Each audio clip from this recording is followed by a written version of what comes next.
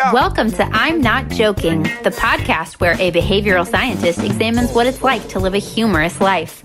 Glimpse into the lives of the funniest people in entertainment, business, and science as your host, Dr. Peter McGraw, explores their habits, motivations, and secrets to success. Get ready to fire up your brain and your funny bone. Now, here's your host. Welcome to I'm Not Joking, the podcast that looks at the lives of funny people. I'm Peter McGraw. Today's guest is Nicole Blaine.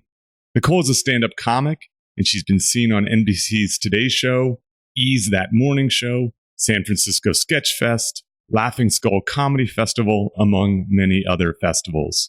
She's an executive producer of the HBO comedy special Burning the Light.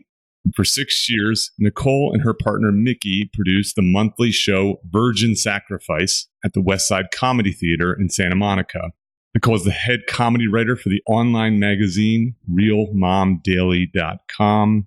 Welcome, Nicole. Thanks for having me.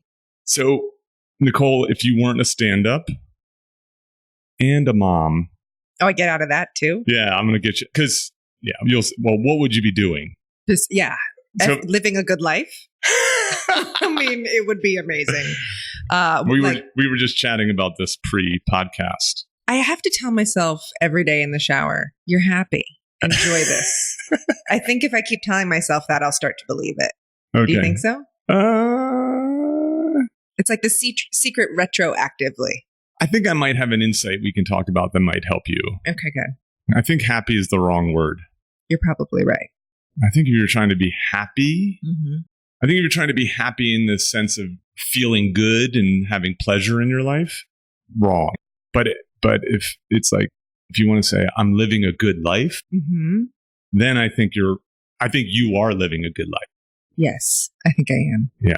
That's a good way to put it. I do feel like it's funny because I feel like there's comics that like to, talk about, it's all the self-deprecating, I have the worst life sort of stuff, which I feel like I don't. Like, I really do kind of have this great little family life. So then how do you make fun of that? But see, so if I wasn't in stand-up. And you weren't an active mom. And I wasn't an active mom. Oh my God, I'd have so much time. Actually, you know what? Career-wise, I might have done what I actually majored in. Which was? I was supposed to be a teacher.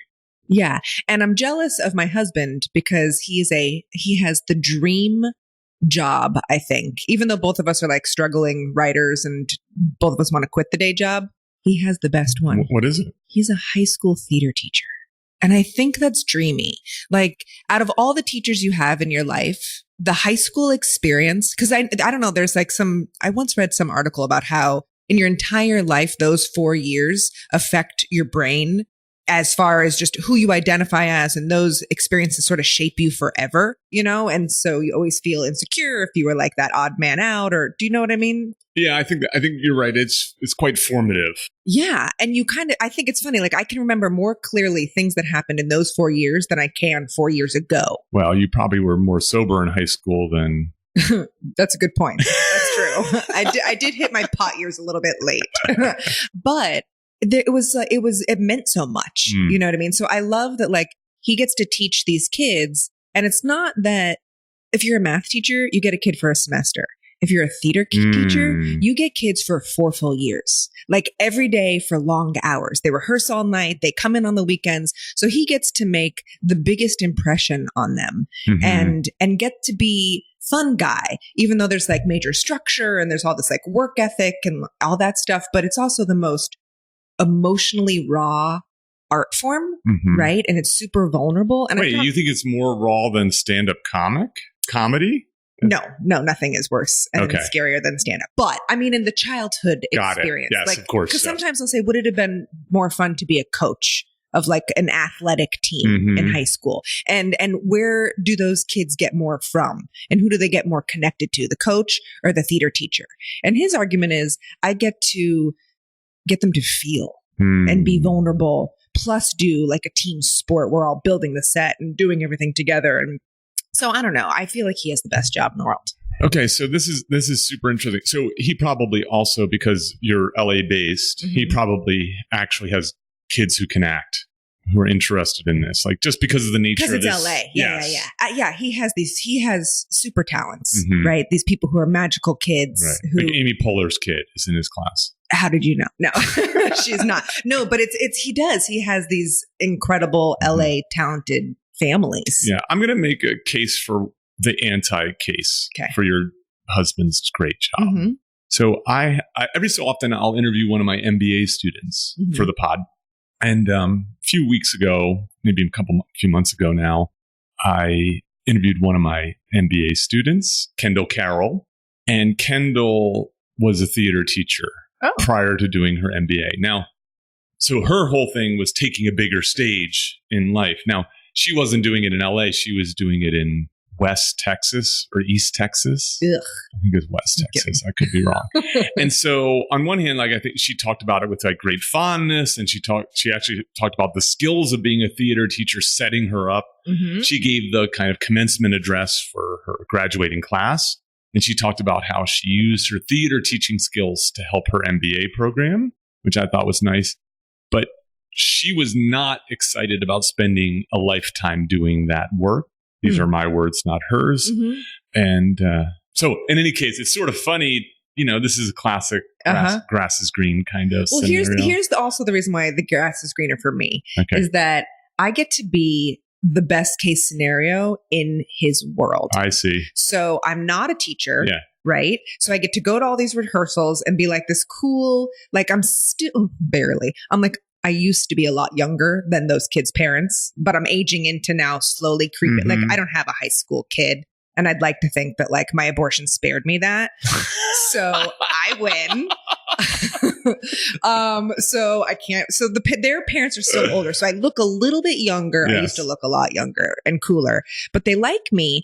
And every year he takes 20 to 25 of these kids on a field trip for 4 days to New York. And he needed, back when he first started working at the school 8 years ago, he needed a female chaperone. And for some odd reason, he convinced the school to let him take his wife. Oh, he doesn't even work there. Yeah, like he really totally pulled one over on them. And he was like, that way she'll be able to share a room with me. And, you know, so somehow he ends up convincing them. So now I've been grandfathered in. So every year I get to go on a trip with 25 kids. And usually out of those 25, 23 of them are girls, right? Because that's just how the odds are in the theater world.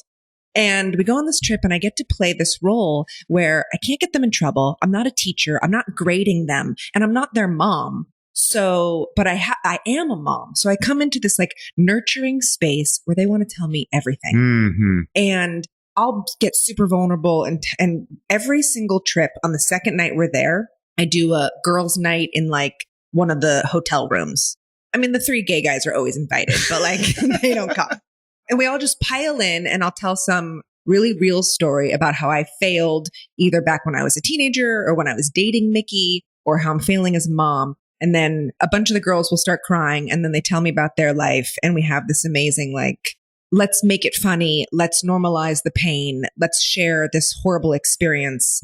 And we break down. So for me, that high school time when they feel alone and isolated, it just sort of, so I get to play the coolest moment in their life. You know, I'm over dramatizing it. They don't like me that much, but I like to pretend like they do. I get it. No, I can see how this is this is related to living a good life. Now, I will say this, you don't have to deal with the parents. Right. And that's a real big benefit. I think that being a high school teacher nowadays is really hard, in part because of, not only because the systems are sort of screwed up, they're just piling more and more work on you, but then the constant contact with the parents is probably a very difficult part of it. Yeah, for some odd reason, he gets usually a few wild parents, and then you don't really want to get into an argument with him because he's far too good at it. So he'll usually like be really, really nice, and then once he gets pushed past that point with a parent, he writes an email and he'll never hear from them again.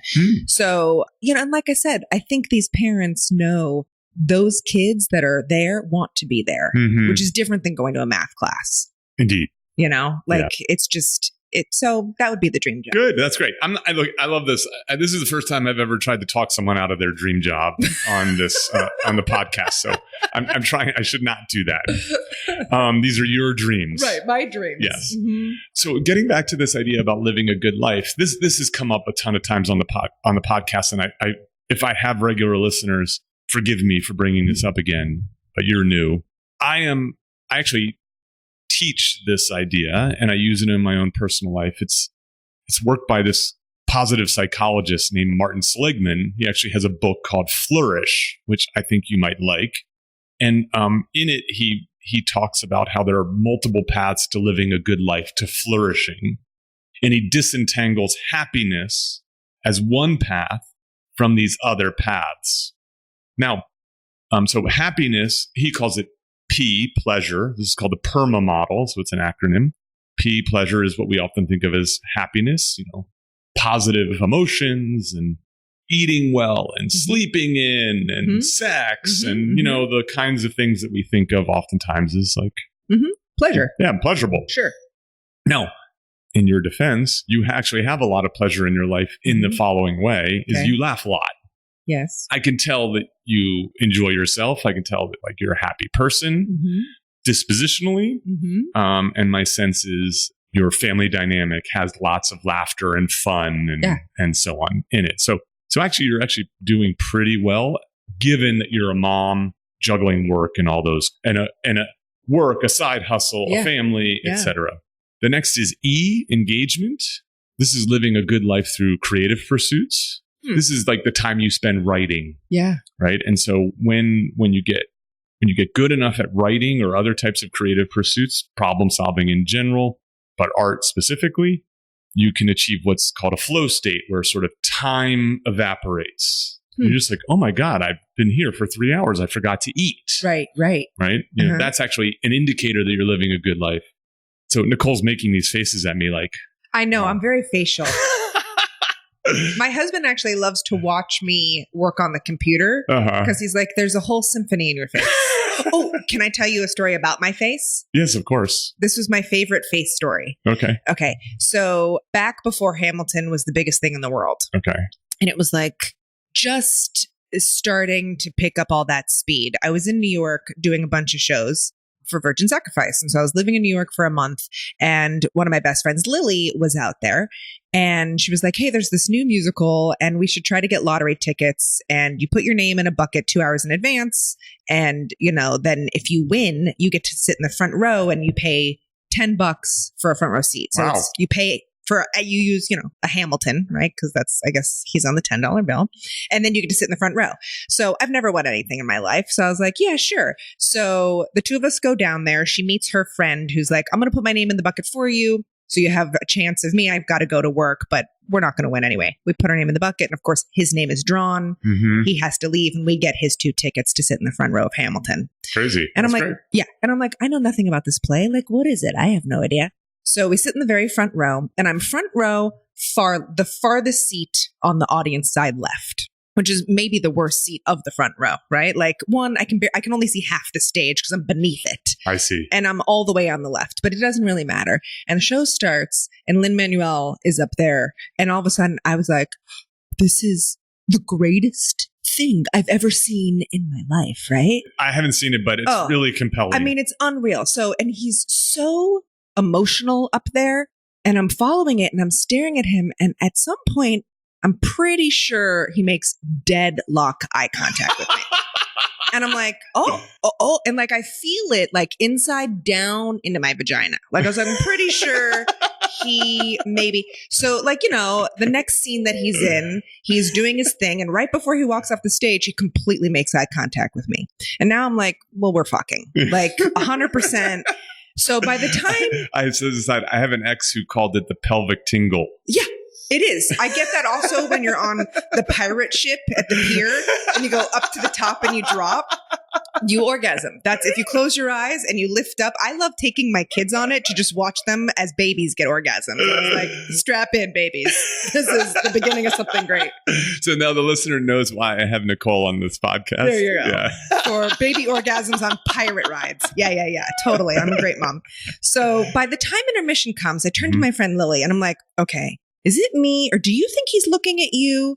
Or because I know as a stand-up, lights are really bright. Yes. And you look into the audience and you can't see anybody. And you're just doing it for the audience. For the audience. You're faking a connection. And I know as a stand-up, I am not really faking the connection. I hear them and I look at them through the light and I don't see anybody, but I am responding to their space-time by sound.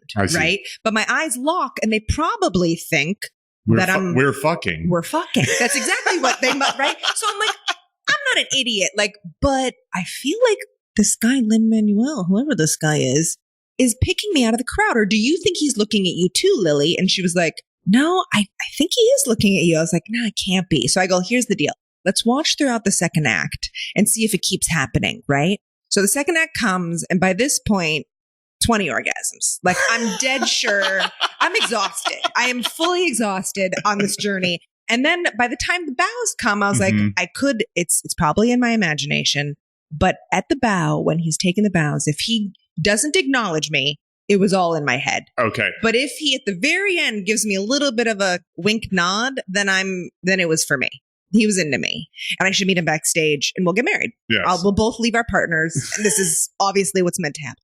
So I wait and it's bow after bow, nothing. And on the very last bow, he goes to leave the stage. He turns around right as he's exiting and he gives me a wink. And I was like, did you see that? And she was like, I think I did. I think that was real. Coincidentally, after the show, we're in the alley and by the backstage door. And she's like, oh, my friend is a stage manager here. We have to wait and say hi to him. I was like, okay, cool. So we're talking to the stage manager. And the next thing I know, Lin-Manuel walks out and he beelines straight for us. And I was like, oh my God. Oh, wait, no, he's probably coming to talk to the stage manager. And he walks right up and he goes, you. And he points at me and I was like, yes. And he was like, thank you. And I was like, thank me. And he was like, you make so many faces throughout this entire thing that I knew that since I can't see past the front row, I was able to gauge if the audience was into it. He was like, I was able to work with you because the faces you made really helped me. And I was like, oh, you just used me for my fucking face? I felt so used. I was like basically we had a one night stand and he walked out at the end. He didn't even fucking tip me. And I was like, but I'm a whore. Let's do it again. So anyways, I think we're getting married one day. That's fantastic. Do you have a hall pass kind of thing for Lin-Manuel? Yeah. Him, Tay Diggs. Okay. For sure. Old school Titanic. I can help you with that. We're Twitter friends. Oh, great. Then you're definitely in. Tay Diggs is, I think, Twitter friends with everyone, but still. Oh, no, it's just you. He's not friends with anyone. Hook it up. Leonardo DiCaprio from Titanic. I'll take him today. The early Leo. I mean, I was I saw Titanic 3 times in the theaters and I was poor. So it was good. So those are my 3 for sure passes. Who's your husband's? Do you know them? Oh, yeah. He says Anthony from Queer Eye. Okay. This is number 1. Nice. And I'm more of the Jonathan, the mustache guy. Okay. Those are our Queer Eye tops. So he gets a hall pass for Anthony and Natalie Portman. Okay. Is his other one. Who else does? Oh, and he'll always love an old school Winona Ryder. Okay. Interesting. Yeah. He likes a little crazy. Yeah. That's why he's with me. So I go finish up. Finish. Because I interrupted my tangent. No, it was well worth it. So fittingly, the R in PERMA. Say it again. Fittingly. Oh, fittingly. The R in PERMA is relationships. Oh, yeah. Right. And that so makes sense. The idea of having robust, meaningful relationships from loving familial to kind of friends and community connections and so on. M is meaning or purpose. So doing something that is challenging, bigger than yourself. So curing cancer. Right. I think that's where I'm lacking. I see. Well, but family can fit that. So raising children can fit the meaning. But I feel like I'm failing at that. Oh, too. I see. Yeah. I think that's common to feel that way. Yeah. Sure. Especially because the future is so uncertain. Yeah. Yeah. And then the last is A, achievement. So Whether you feel like you achieve finishing those something that is okay. very challenging to do that most people can't do, winning gold medals, building a business, having a Broadway play, and so on. Now, of course, some of these things kind of start to overlap. So, for example, Hamilton is both a creative endeavor and an achievement, right? And so in that sense, and being a mom is both relationship based and meaning based, and so on and so forth. The interesting thing, though, about the PERMA model is, so that means that, for example, living a good life can change depending on where you are in your lifetime. So you were talking about your mother earlier, so your mom has transitioned away from, parenthood to a more pleasurable grandparenthood. Right. And sounds retired. So she's still working. She still works, but she enjoys it. She has more pleasure in her life than probably when she was younger. And so I don't know if any moms with young kids are enjoying it. No, the research is clear on that. Right? We're all hating it. Is it that they wouldn't trade it, but it's very difficult. Is sort of the quick takeaway of the behavioral research about it. That's interesting. I feel like it's the highest highs and the lowest lows, which is similar to stand-up, which feels sort of like it fits into my addictive personality. Okay. Right? Where everything is very extreme. I don't do anything middle ground. I either love or I hate it.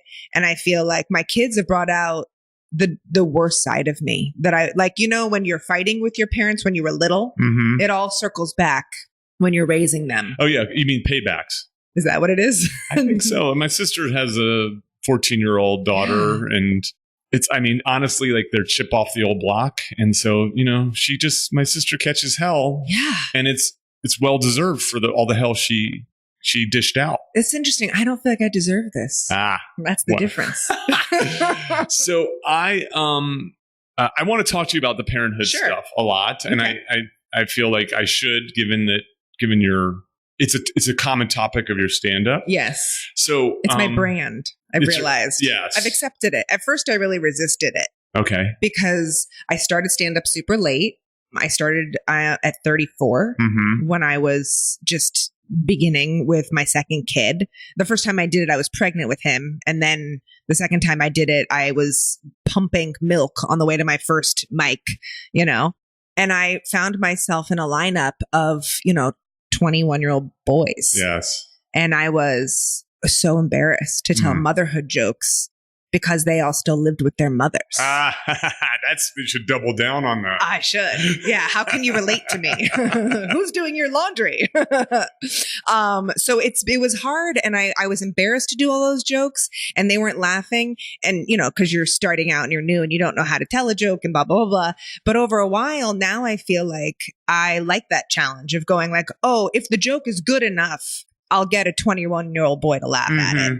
Period. End of story. Because funny's funny. And sure, he can relate to it still somehow from his perspective, for sure. It's family.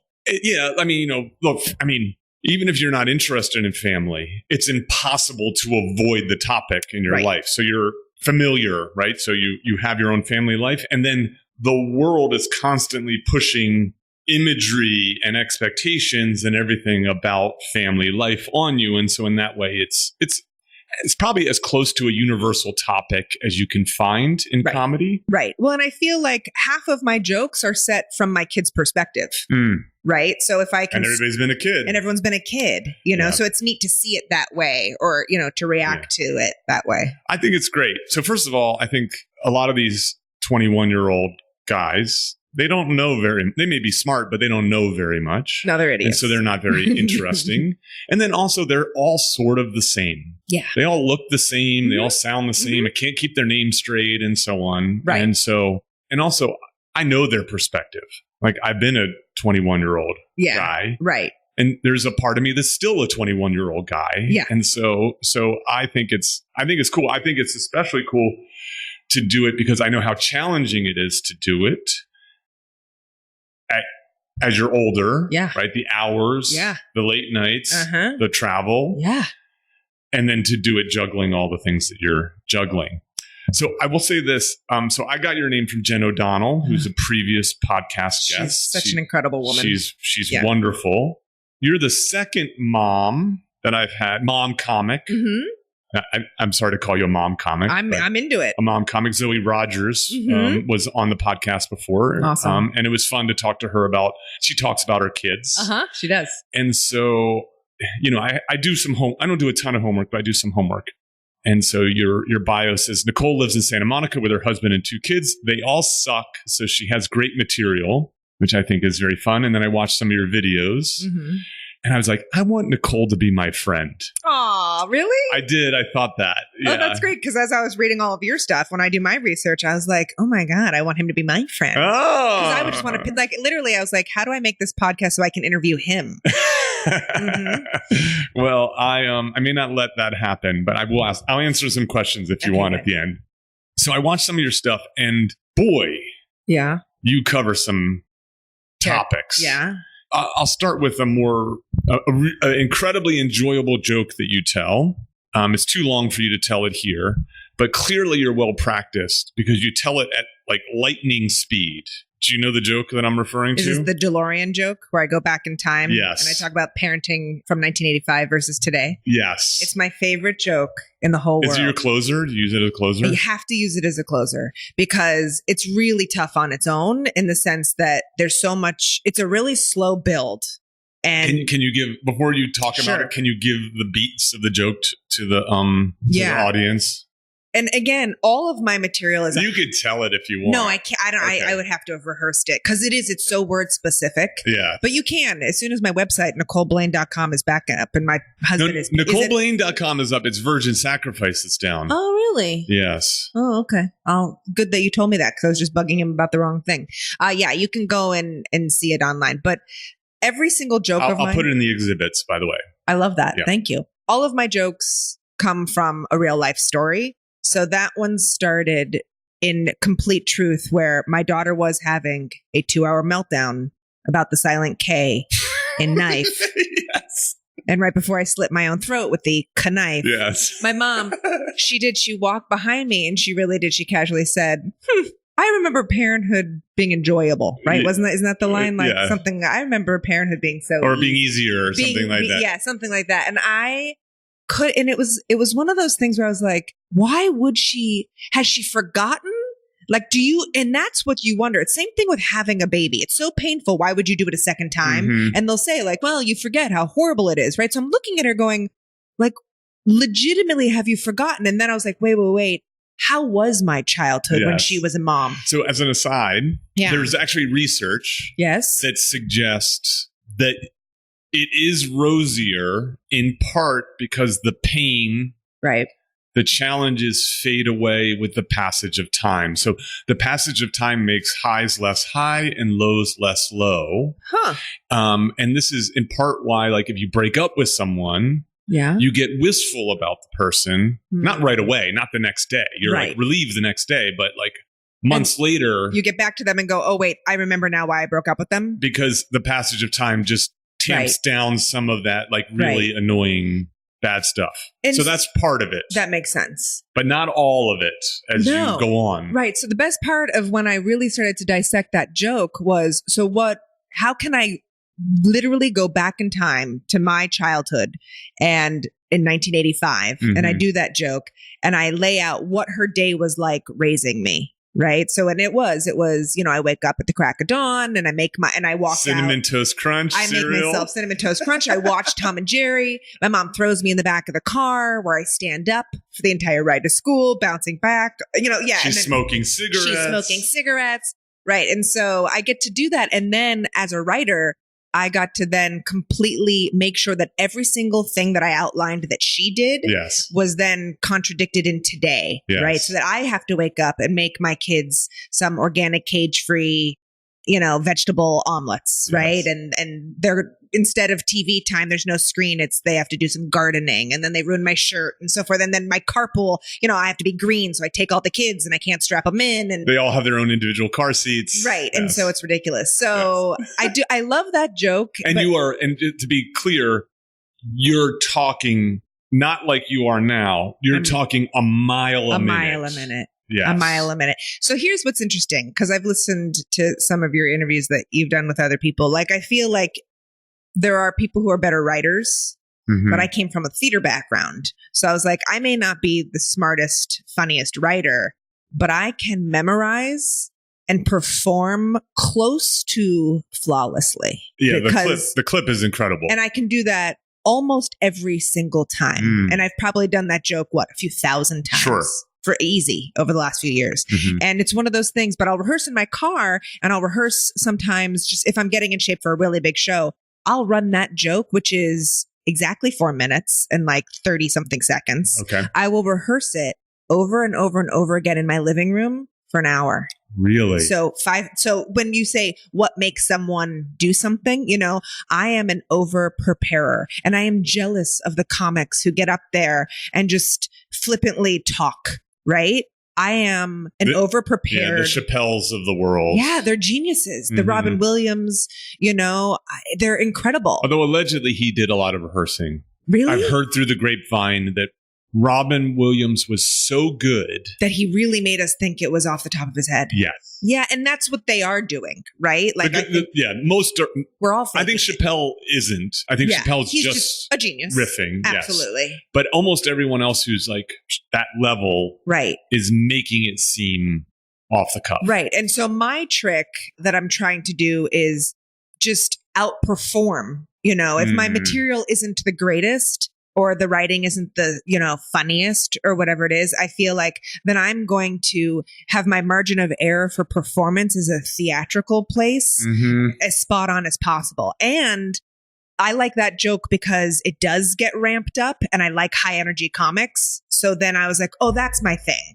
Or like pushing it, when you're writing a joke. I don't know if you saw the one where I talk about sex and I'm telling my kid what sex is today. Yeah, it's like the birds and the bees talk. The birds and the bees talk. Yes. And you're like, mom's words were coming out of your mouth or something again, like that? It's the same thing that I compare, like how my mom told me what sex was it's between a man and woman. And then when I was telling my daughter what or sex a man was, and a man. And so now I'm like, today it's a man and a man, a woman and a woman. Or, it's a man who feels like a woman inside. If they're born with a vagina, they can feel like a boy. And then, because now it's not gender, now it's this. And then there's people who are attracted to, electrical appliances. Yes. And it's the pushing the envelope that I like, or like those rants. So that's my favorite part. No, I think it's great. And so I want to touch on this idea. I just think that it's so hard to be a parent these days. Yeah. And I feel like I can say this. So I mentioned my sister earlier, who I adore. And, not to brag, but I treated her and her kids to an Italian vacation. Oh, wow. I thought you were about to say Italian dinner. And I was like, yeah, all right, whatever. No, Italy. Got it. Okay. They've never left the country. They had to get passports. And so this is like the big family trip, And her boyfriend came and his son came. So it was. How old are the kids? They're 16 and 14. Oh. So now 17 and 14. They can appreciate it. That's great. Yes, but right, like they're great kids, but they're teenagers, right? So like if they were 12, it would have been better, and if they were 20, it would be better. You're absolutely right. It's funny. My mom treated us to an amazing Hawaii vacation just a few weeks ago, and the best part, because my kids are younger, they're having so much fun and they're great. But there was literally just a sea of teenagers in fucking Hawaii that were just sitting there pouting. Yeah. It's exactly that. I was like, you're in Hawaii. Your parents have just spent a fortune on you. Like what? So so now they're in Italy complaining. Go on. Yeah. And look, again, they're doing it better than most, you know what I mean? Kind of thing. And so the reason I bring up the treat is that it, on one hand, made me feel more responsible. And on the other hand, I could be less responsible. So like I skipped a bunch of the tourist stuff. Good. Right. Like I've done my work financing this. Yeah. You go do the tourist stuff. I'm going to go sit in a cafe and write and read and drink cappuccinos. Oh, yeah. But on the other hand, it was more responsible because I'm like, I want these kids, like this idea of living better came out of my mouth like a bunch of times. Mm-hmm. Also the words fucking children. Yeah. I'm so glad I didn't have any also came out of my mouth at one point. Yeah. Yeah. Yeah. In front of them. Well, the whole house heard it. Everyone heard it. Italy, Rome, Florence, Venice. Florence heard this. The Cinque Terre was like, who was that? Okay. So I've now had conversations with the kids about, expectations, about how they should behave and so on. Yeah. And one of the things that comes out of my mouth I was like, listen, you don't understand this, but being a parent is incredibly difficult. Mm-hmm. And I know this because I'm not a parent. Right. And it looks really hard. And I can see how hard she's working, to make this work.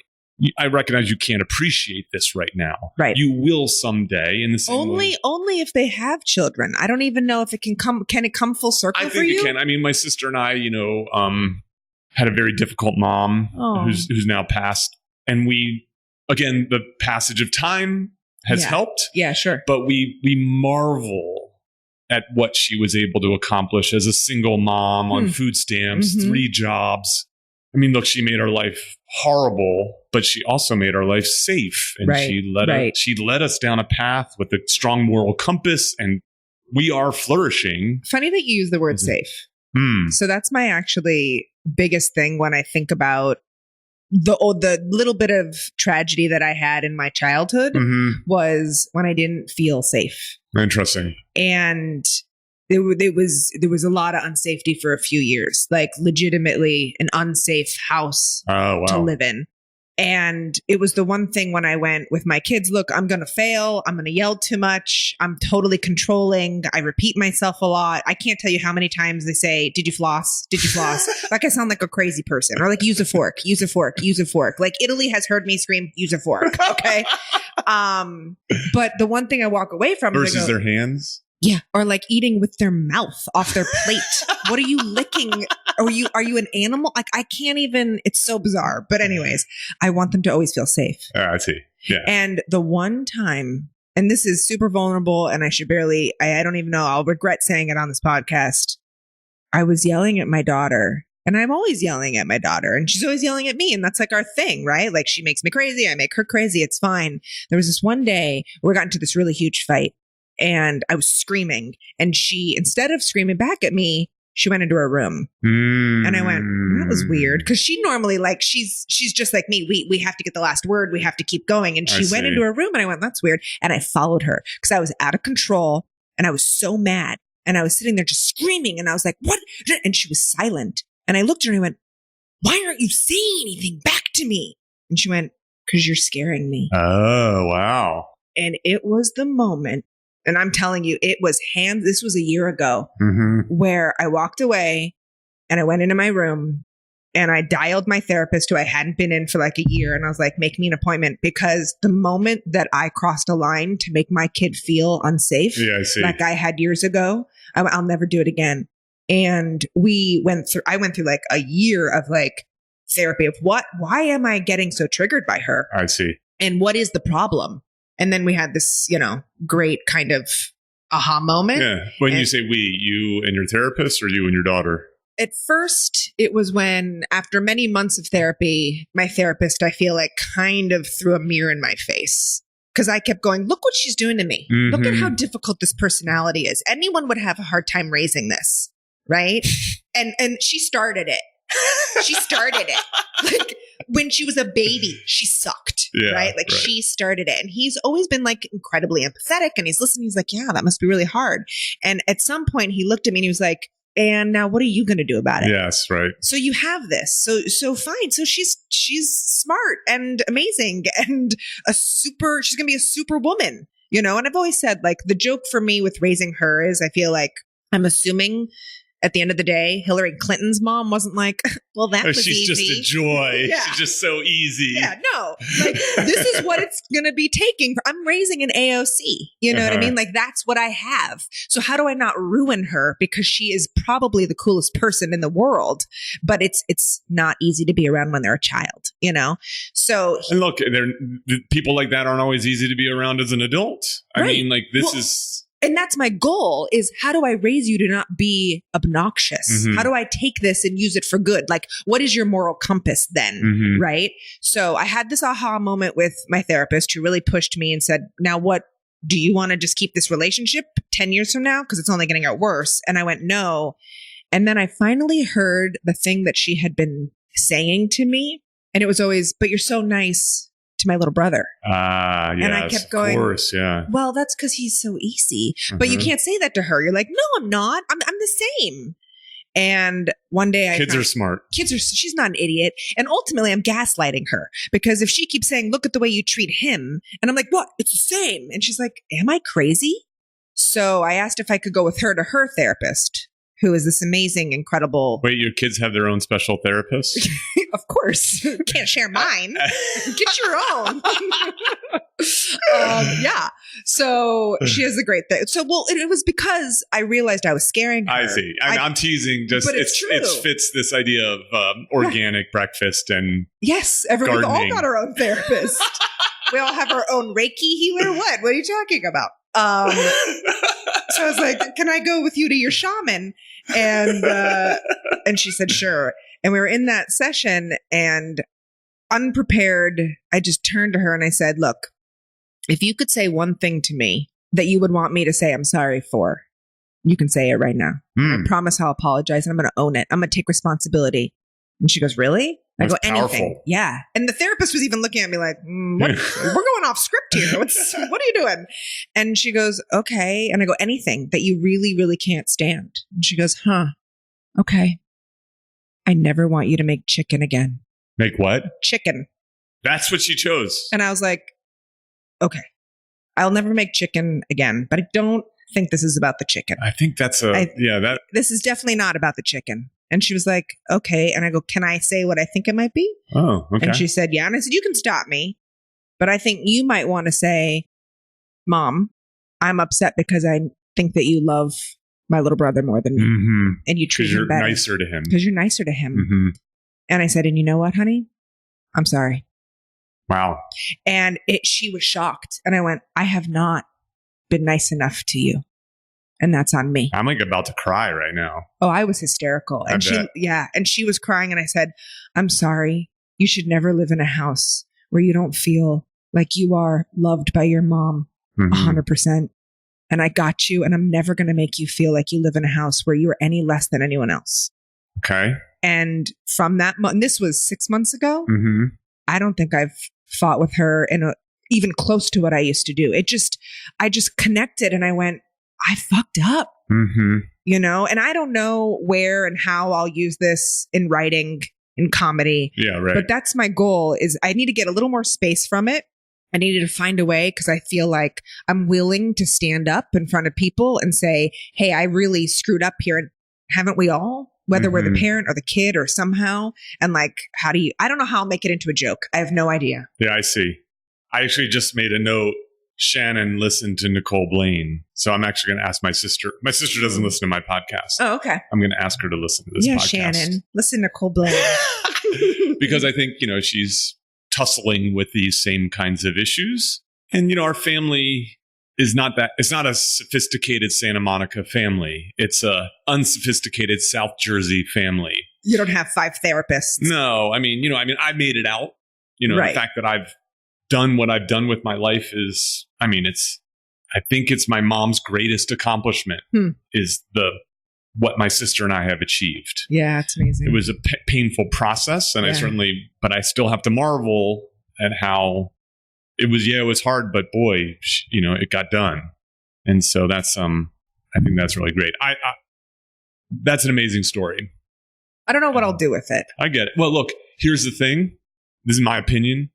If you do nothing with it, right, 99% of the benefit has been realized. Right. Because this is something that changes the course of our life. Of your life. Oh, so I was on this New York trip this year with the students. Did you tell the story? And it had just happened. And I went vulnerable with them and I told the story right after. They must have been bawling. All the girls. But there was one little girl that was sitting next to me. And she's the new girl in the theater program. She just started. She's a young one, right? And she's strikingly beautiful. And her body is to boot, right? She looks like a Disney princess. She's just incredible looking. And of course, she walks in as this young kid walking into this theater department where you've got all these years that, these other seniors and juniors have been working for years to get these parts. She walks in, she opens her mouth and she sings like an angel, right? And she can dance and she can act and she's perfect, right? She's Miss Universe contestant. Yeah, right. And she's smart and she's whatever. So of course I'm going to assume all these kids, because she gets the lead, right, in the show. And so all these kids are probably going to hate her, because who is she to, walk into the theater department after all these kids have been blood, sweat, and tears for years, and then she gets the lead, right? Yes. But she's undeniable. Like she's just, I spilled water. No problem. Oh, goodness gracious. I'm going to cover that. I'm Jewish. I talk with my hands. I'll move the water away. Anyway, so she's unreal. And I'm sure that puts a lot of pressure on her socially too, right? Because then how do you make friends if people are hating you because you won, right? You got the coveted spot. So we go on this trip and they don't totally know her yet. And she looks so perfect on the outside. And I tell this story and she's next to me and I barely know her. And she's shaking, crying, like this really guttural sort of, she's collapsing. Mm-hmm. And I look at her and I go, are you okay? And she says, I just wish my mom would say that to me. Oh my God. Now I'm going to cry. Yeah. And I went, why? And she goes, because I have a younger sibling who has cerebral palsy. And as soon as she was born, all the attention went to my younger sister. And I have just felt completely left out. We should send her mom this podcast. No, don't. I don't even want her to hear it. Right? I know. But yeah, I get it. Yeah. I realized she was my daughter, but now in teenage years. Mm-hmm. And I took her and I was just like, your mom doesn't understand yet how amazing you are. Like, let me be the one to tell you, like, you are so loved. Mm. And I fell in love with her in this bizarre, like, it was like, I was like, I would adopt this kid. Mm-hmm. And I'm so sad that her mom hasn't had the opportunity, but I get it. Her mom is busy, man. She's got a child at home who is with cerebral palsy. Yeah. I don't, so I'm like, hey, come be with me. And that's why my husband gets to make a difference. Cause that kid, of course, you get it. She's the first one in the door in the morning. She's the last one to leave. She builds the sets with him. She does the makeup when she doesn't get the parts. She's there because she gets the attention and love. Yeah, I see. And she's going to be with him for those 4 years. And that's what it's going to save her. Yeah, it makes sense. I think the issue is, these parents are doing the best they can. They are. I don't blame this mom. I can't blame this mom. I mean, I can't even fathom what she's going through. My mom getting 1/10 as close to what you just described. Of self-awareness? Yes. Yeah. Because all she was doing was trying to survive to keep these meat puppets alive. Well, that's if you're a single mom, then you're not going to get a moment. If you get lucky enough to be married to someone who gives you that respite, that's right. I'll give you the alternative story to your 9 therapists. Yes. My team. Yeah. So I have a therapist. I talk about him a lot. I've had therapists throughout my life, been very useful. Part of the reason that I have therapists is because when I was a kid, my mom would drag us to like the community free therapist for poor families. Uh-huh. These are social workers mostly. And I remember, and these are people who they're trying their best, you know what I mean? Kind of thing. This is the 80s too. Mm-hmm. This is not like, we've come a long way when it comes to these things. I remember one day, this is as close to your story as I can get. Mom we're teenagers, young teens, takes us to this therapist, nighttime, because she works. It's nighttime. Yeah. And I've always said if I were to write a screenplay, I'd write the scene into the screenplay. And so we're in their family therapy, 3 of us, my sister, me, therapist, mom. Mm-hmm. And my mom's like, these kids are just terrible. They're out of control. How do we fix them? All this kind of stuff. Now, we were good kids. Not perfect, but we're good kids. And you know what? Kids know if they're good or not good. Yeah. They do. And the therapist basically says, I'm going to stop you right there. And she goes, listen, it's not the kids. See? She held up the mirror, just like mine did. She's like, the kids are not the problem. Yeah. She's like, you're the problem. Ooh. She didn't say it exactly like that, but that was the message. And what did your mom say? And I remember sitting there and going, thank you. Yes. Thank you. Yes. Someone, my advocate. Yes. And so the session, this is close to the end of the session, plays out. Yeah. We get into the car. This is Buick Regal. I remember this car. Yeah. And I sit in the front because I'm tall. My sister sits in the back. The doors shut. These big Buick doors. Ka-thunk. And my mom pauses and says, "That's the last time we're going to that therapist." And then starts the car. No. And it was like the most deflating she missed it. moment, but I still could hold on to that. Like I was like, oh, I see the glimpse. You know what I mean? I see the, It's too hard, I think, to admit that sort of failure from a mother to a child, right? It's like, it's supposed to be the one thing that you do is like, you don't let them down, and that you protect them and that you make their life good. And it's so hard. And you don't know what you're doing. I remember, so this year, one of my biggest problems with being a mom that I think is the hardest thing every day is leaving the house, getting the kids in the car to school. I am surprised every day that you get it done. That they're there. I am shocked that right? Because my husband leaves at like 7 a.m. to get to school.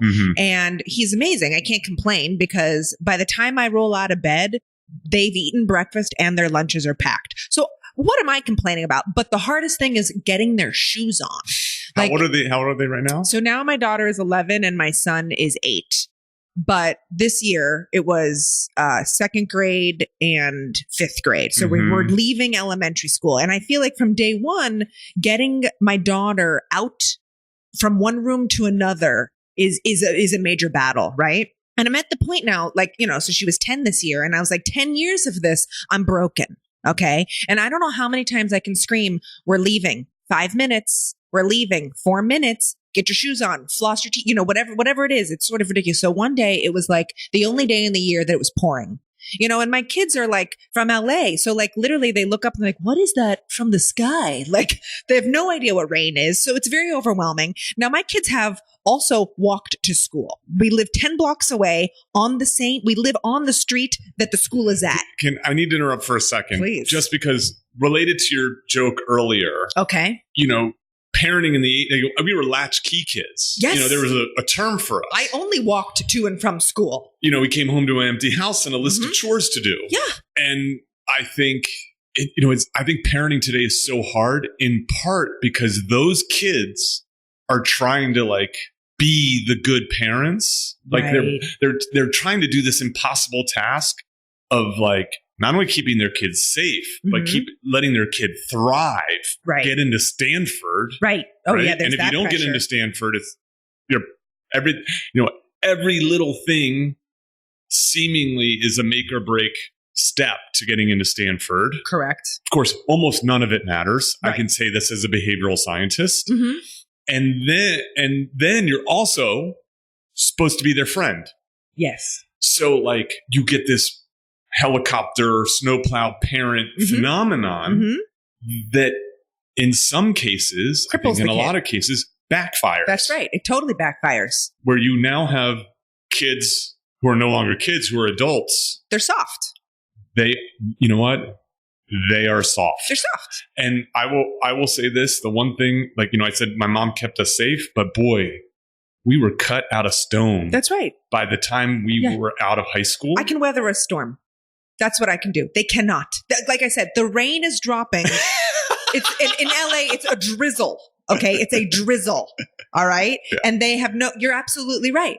So here it is. Right. And I'm telling them it's 8:05. We got to be out the door by 8:05. And I tell her. And so for the first time in 10 years, I realize she's walked to school with some friends. Yeah. So you know what? I tell you what, I'm going down to the garage and we're in the alley, right? Yes. I'm going to pull out the car. If you're not in that car in 2 minutes, I'm leaving without you. And you can walk. And I don't tell her how to get there. I fill in the blank, she should be able to figure it out. She's 10. She's a straight A student, right? Yes. Like she'll be okay.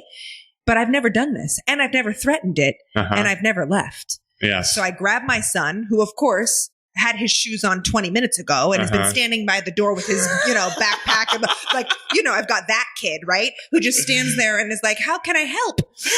And we walk out and I go down to the alley. I open the garage and she doesn't come out. There's no sign of her. And I'm waiting and I wait 4 minutes. Oh, okay. Wow. 4 full minutes and she doesn't show up. And I'm like, oh, well, so do I do it? Like at this point, look, if you don't do it, if I don't do it, she'll never believe me again. No, nor should she. Nor should she. And I realized this is that moment, like a defining life moment. I made a threat and I have to follow through. Indeed, yes. So I close the garage and I start to drive away. And I see my son in the rearview mirror. And he's like, what? You're leaving her? And I was like, this seems like a bit. This is the makings of a bit. I mean, I don't know. Wait till you hear what happened. I don't know. So I start to drive down the alley and I get all the way to the end of the alley and I look in the rearview mirror and I see behind at the other end, I see this little girl and she is running with one backpack on the side and her notebook on the other. And it's like, run, Forrest, run, right? Like in the rain, she's panting and she's calling out, Mom. And I'm like, this is perfect. Like she knows I left, but now I can stop. She can get in. She can get, I'm like, I won so fucking hard. Like I am literally like applauding myself, right? She gets in the car. She closes the door and it's that same ear piercing silence that you said when your mom, right? And I'm like, I'm feeling good. And now we have to drive those 10 blocks, which is what, 2 minutes in complete silence. And I'm like, this is great. This is great, right? She gets out of the car. She opens the door. She goes to slam it. And right before she does, she opens it back up. She sticks her head in and she goes, I hate you. Oh, yeah, of course. Which is fine. I got that, right? And I'm like, okay. Yeah. And she goes, and I want to tell you the truth. All those nights that you leave me to go out and tell jokes on a stage, you think those people are laughing? They're laughing at you. You're not funny. And she closes the door and walks out. It's vicious. Vicious, right? Because all of a sudden I'm like, wait, I'm not funny. Oh my God, come back. This whole thing completely backfired, right? See. But I'm going to tell you something. Never had a problem getting her out of the house since. There you go. It's old school parenting that works. You know, I'm going to post in the exhibits an article that I saw many years ago. I don't even know why I read it because it's for parents. It was on Slate about the parent as coach versus the parent as cheerleader. Yeah. And so if you think about it, like, you know, the parent as I'm paraphrasing, of course, the parent as cheerleader is like, gotta do your homework. Right. Have you done your homework yet? Gotta do your homework. And the coaches aren't like that. Coaches are like, you're late for practice. Right. You're not playing in the game on Friday. Right. Right. You know what I mean? Coaches are about lines in the sand. And so the coach is like, you got to do your homework tonight. And then if they don't do the homework, then the kid has to live with the consequences of doing of not doing the homework. Yeah. You know, kind of thing. And I think it makes a persuasive case for parent as coach. And so you were being a coach in that moment. Of course, you know, coaches aren't always beloved. No. But they are, especially in hindsight, good ones appreciated. The worry is what would have happened if she didn't come out in time and did feel like abandoned. And that's where I worry on that safety thing. But I'm like, I mean, she could have walked, right? In the rain. Yeah, but yeah, I don't know. I mean, again, it's easy because I'm not a parent. I'm just like, I don't know. I told my husband the story. I was like, God, listen, I nailed it. I nailed it today. And he was like, or you were abusive. And I was like, what? No. I thought I was like the best mom ever. And he was like, I don't know. Here's the issue. People mistake. Look, your kid can't always be happy and thrive at the same time. Okay. I think that's an impossibility. Yeah. Is that we as humans need challenge in our life. Right? Think about it. Would you ever be able to get in shape if exercising wasn't painful? No. It's impossible. Right. Would you ever be able to be a good stand-up comic? No. If the craft wasn't painful? No. I just don't see how life... Look, we're not meant to always be in a good mood. We're not meant to always be comfortable. Right. And when you're establishing boundaries and norms and self-sufficiency and all those things, like, you have to be able to delay gratification. So, I mean, Nicole, I... don't think I was abusive. I think I applaud you for this. I was disappointed you stopped the car. Yeah. Right. I should have just like flipped her a peace sign and kept going. You know the way. Just go to the right. So this is a really fantastic conversation. I wanted to talk to you about vulnerability because it's something that I noticed in your stand-up, and it's funny because what I was going to use as the second example of your joke was you have a story about your birth. Oh. And about what it did to you physiologically. You mean my baby blowing out my vagina? Yes. Yep. And which you go into some detail. Lots of details. It's a little cringeworthy, Mm-hmm. frankly. And I was going to use that in terms of vulnerability, but yet it's interesting that like your vaginal challenges don't even hold a candle to the stories that we've been talking about. Oh, thanks. In a sense of like this authenticity you have. Now, here's what I want to know. Why are you like this? Like, is it just for comedic purposes? Have you learned the secret sauce to good comedy? What is it about you that allows you? Because you've made me more vulnerable. Really? Like, you know, the podcast is a new skill for me. I mean, look, I'm 70 episodes in, so it's not fresh. Yeah, not new. But it's a new skill for me. And one of the things is that I work hard to try to be vulnerable on this, that I try to admit the things that I don't want. I'm not usually bragging about treating people to trips. I mean, I will do that, but I also I talk about my struggles and, you know, and so on, because I know that this matters from a theater standpoint. And it matters because people don't want to listen. They don't want to listen to the color beige. No. You know? And so, but even you're even rubbing off on me. Like I'm being way more vulnerable in this podcast. You don't normally talk about your mom and your therapy session? Well, I talk about my therapy. Well, yeah, I don't talk about my mom to the degree that I have. I mean, as a man, I'm working to try to be more vulnerable. Okay. I actually think that our pal Jen O'Donnell talks about the patriarchy.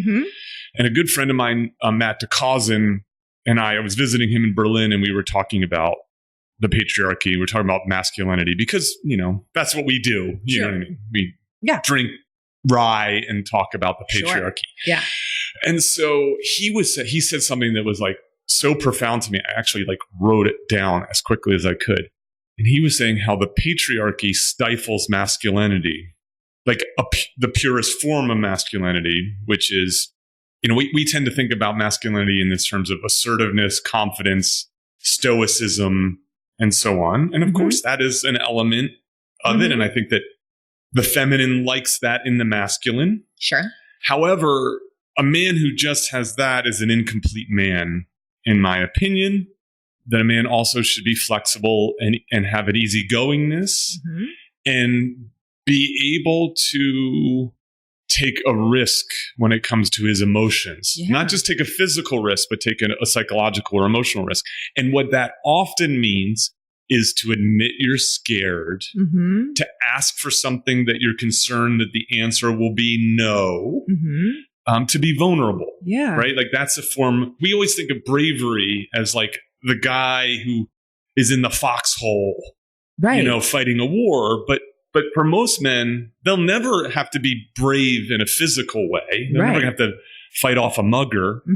What they have to be brave is to be able to say, I feel something negative, right? Or I'm worried about this kind of thing. And so I've been working on trying to be vulnerable in my relationships, in my dating world, and my friendships and so on. And this podcast is a minor extension of that. So you're making me more vulnerable because you're being so vulnerable. But where the hell does this come from? Such a good question. Also, it's triggering me in the sense that my husband and I spend a lot of time raising a boy going, how do I raise a complete feminist who wouldn't even question sharing it? Like, it's interesting because one of the things that my friend Matt said is that women will perpetuate the patriarchy at times. Sure. So a guy says, I'm concerned, I'm worried, I'm scared. And his partner says, that's a real turnoff. You need to man up. Right. Walk it off.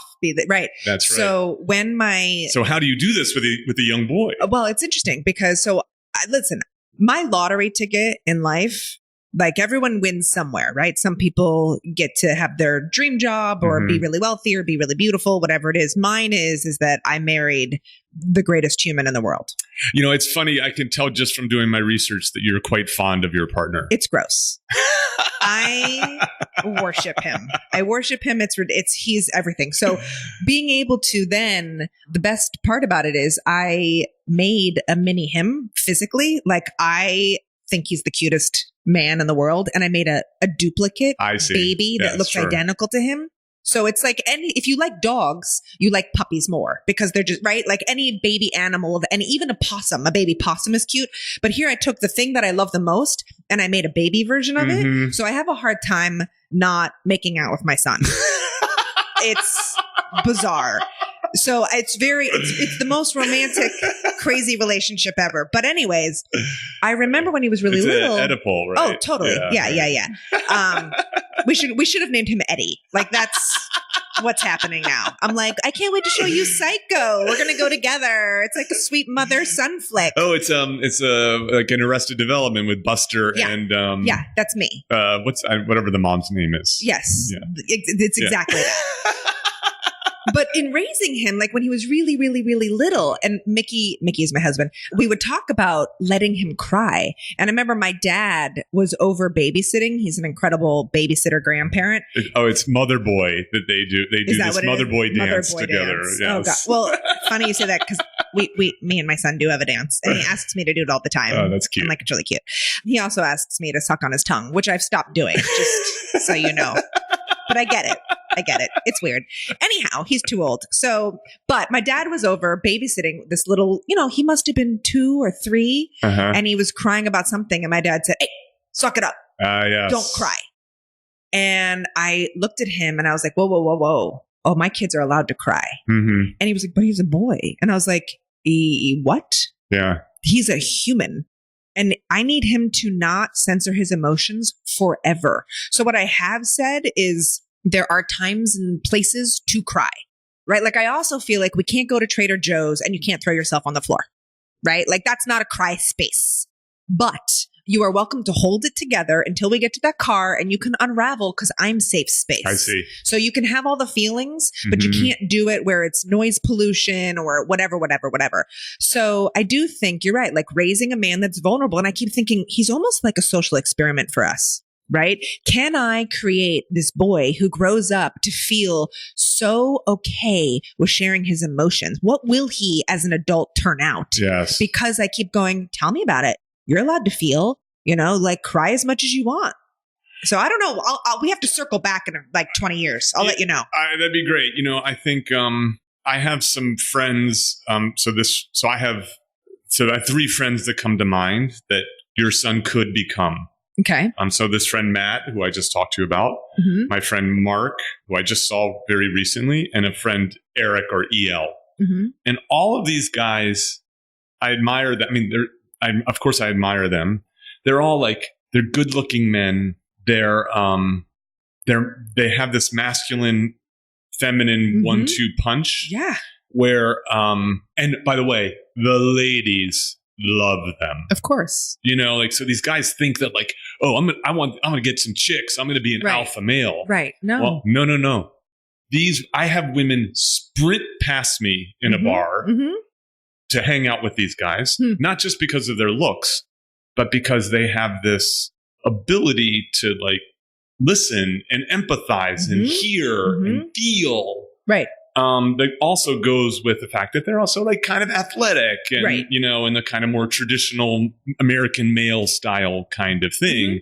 I mean, if I can late in life continue to cultivate this, I hope that girls will talk to me, and so, especially because, 2 of them are married, and is that what this podcast is? Is you just luring women in? You're like, this is a podcast. I swear there's 70 episodes. Come over.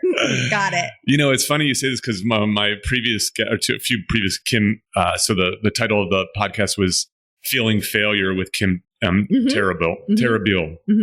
And Kim says, I like it when you talk to a woman on the podcast. She's like, you're a little more flirty. Oh, interesting. And I remember saying to her, I don't think I am. And then afterwards going, maybe I am a little bit, it's certainly to me more interesting. I like that. Okay. I said we'd be an hour. I said we might go over. We're over. I want to do a few quick questions for you. What is Virgin Sacrifice, the show you do in Santa Monica? I just ended it. Okay. But what was it? It was the best thing ever. It was, I would take one person who's never done stand-up, was never planning on it, and is never going to do it again. They get to so a doctor, a lawyer, a bartender, a grandpa, and they are going to, I help them for 6 weeks write a 5-minute set and then they get to headline after huge, big professional comedians. Oh, fun. So it was like 80 minutes of watching the pros, you know, so it would be something like Ali Wong and David Keckner and Anne from accounting. So that was that show. And it gave people who want to be funny, you know, but like have a real job. Yes. It gives them that high, and it sold out every. I was going to say it has to be a crowd pleaser. It was because everyone's rooting for them. Yes. So I'd always open the show by explaining who they were. I would roast them a little bit, tell them about their real job, make some fun jokes, and then you get to like, you know, all their friends would get drunk, watch these professionals, and then they'd go up and do 5 minutes, and no matter how bad or good they were, their friends were laughing because it was a triumph for the human spirit, right? It was rooting for an underdog, and so they get to walk away going, that was the best night of my life. And your new show? Oh, so now which is on Mondays? Yeah. I'm helping Esther Steinberg and Brent Gill. They have been producing a show every Monday at Cantor's. There's the Kibitz Room. Okay. Which is like an old, you know, the famous deli Cantor's. Yes. Fairfax. I've eaten there. Sure. They make their own pickles. So they have a really cool. In Beverly Hills? Where is it?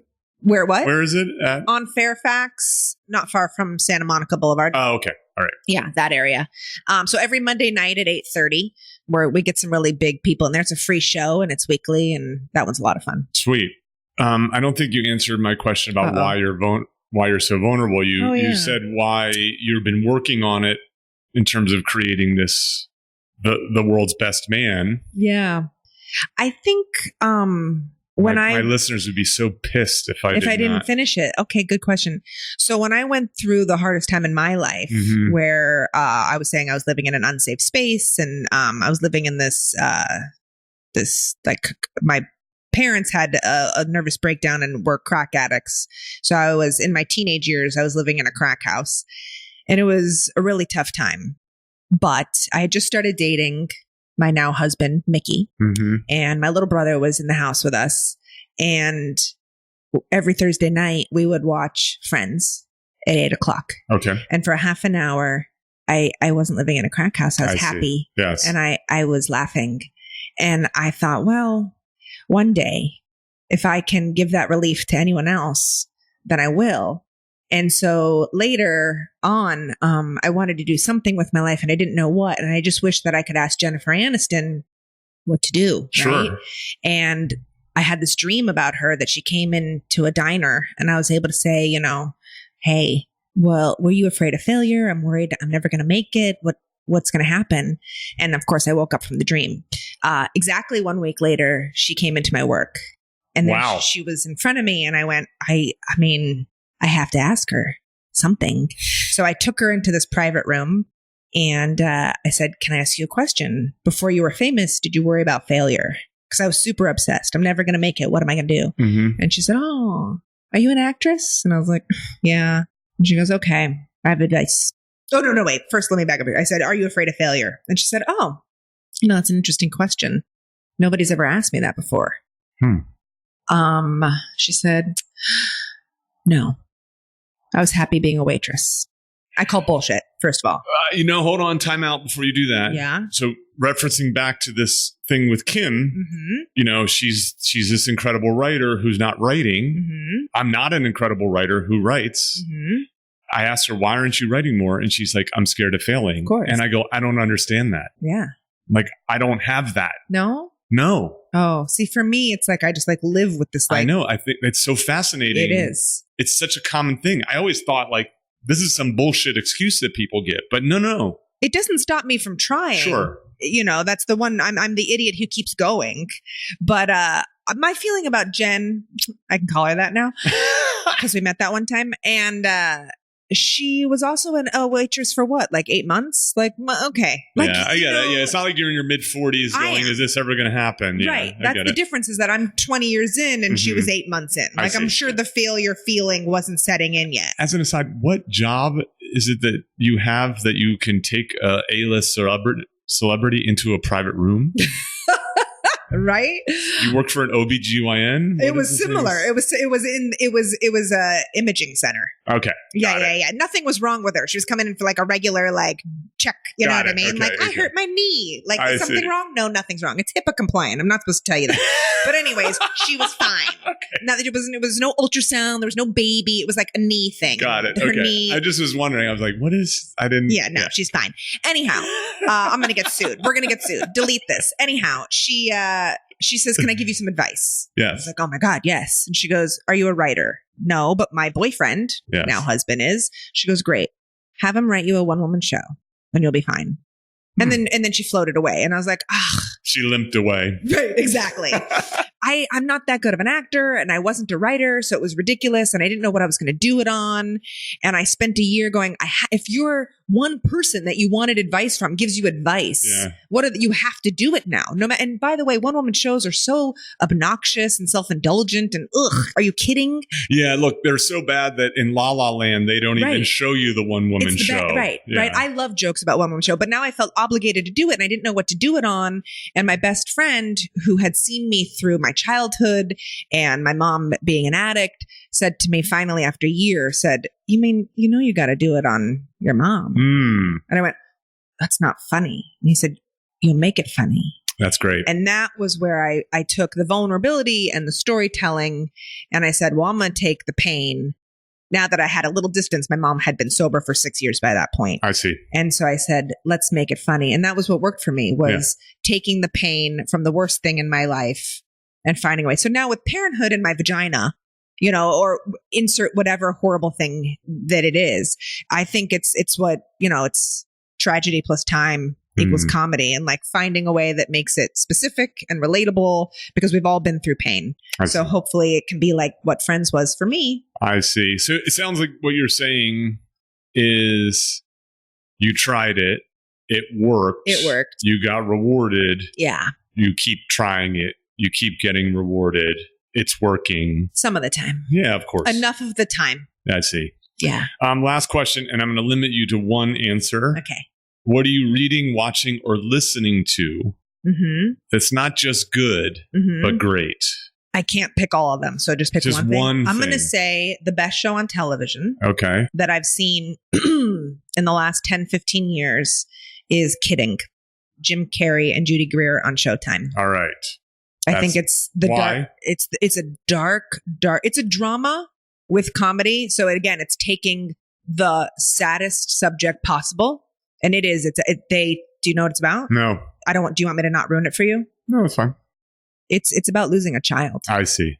And it's directed by Michelle Gondry, and Dave Holstein is the showrunner. Do you torture yourself watching this? Yeah, I do, because to me, it's my biggest fear would be losing my children. Yeah. I think that was my mom's biggest fear. It is. I worry about them every day. I always say, listen, if either of my kids die, I'm out. I'm out. There's no reason I won't survive without them or my husband. And I told my husband, if he dies, here's the deal. If he dies, and he knows this ahead of time, I'm not raising these kids, because here's the deal. I don't want to raise these kids with him. I see. Let alone without him. So we're all going down. So the show Kidding, I think, is the most genius way to touch on a subject and people having a breakdown. That seems untouchable. It's magical. I recommend that show. That's great. Yeah. Nicole. Yes. Peter. Will you be my friend? Yes. Will you be mine? Yes, of course. Good. This is great fun. Thank you so much for doing it. Thanks for having me. Cool. Cheers. Cheers. Thank you for listening. Don't forget to visit petermcgraw.org for more information about our guests, show notes, and social media links. If you've enjoyed this episode, please subscribe and share with others. Join Dr. Peter McGraw next week for another fun, fascinating conversation on I'm Not Joking. Yo.